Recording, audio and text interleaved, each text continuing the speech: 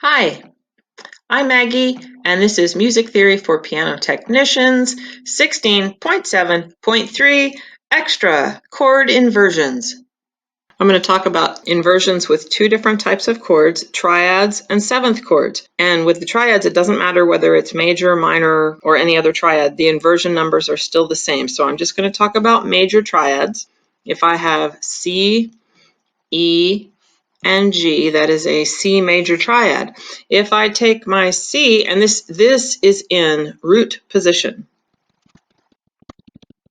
C, E, and G with C on the bottom is in root position. However, if I take my C and move it up here, we are no longer in root position.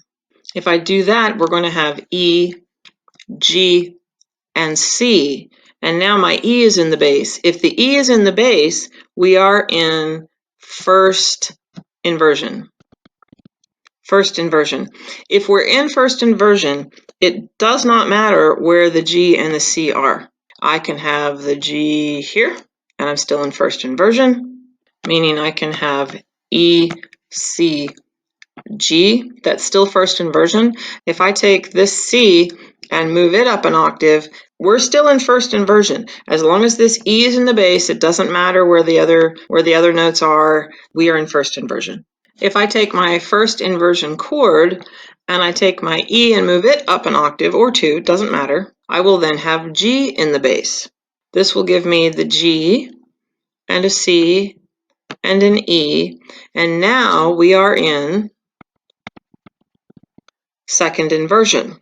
With second inversion, it does not matter where this C or E are. All that matters is the G's in the bass. I can move this C up an octave, I can move the E up an octave, it doesn't matter. As long as the G is in the bass, we are in second inversion. Inversions are as simple as that. C, E, G is in root position, move the C up and have E in the bass, we're in first inversion. Move the E up and have the G in the bass, we're in second inversion. That's it. It's that simple. And as I mentioned, it's the same with other chords. If I move a C from a minor triad up an octave and my E flat is in the bass, it's still first inversion. Doesn't matter the quality of the chord, it just matters whether the first, third, or fifth scale degree of the chord is on the bottom. That's all that matters. With seventh chords, it also doesn't matter what quality of chord we have, whether it's major, major, major, minor, minor, minor, etc. But the major minor one is the one I'm going to use today, the dominant seventh chord. So if I have a C, E, G, and B flat, that is a C7 or a C dominant 7 or a C major minor seventh chord. If I take my C and move it up an octave, it's just like with the triads. My E will be in the bass and I will be in first inversion. So E, G, B flat, and C is first inversion, and these three notes can be anywhere above that E. As long as the E is in the bass, we are in first inversion. If I take my E in the bass and move it up an octave or anywhere up there, and now I have my G in the bass, we are in second inversion. So second inversion has the G in the bass, and it does not matter where these three notes are. They can be anywhere above that G as long as the G is in the bass. We are in second inversion. I bet you can guess what is next. Woohoo! This B flat. If the B flat is in the bass, we are now in third inversion.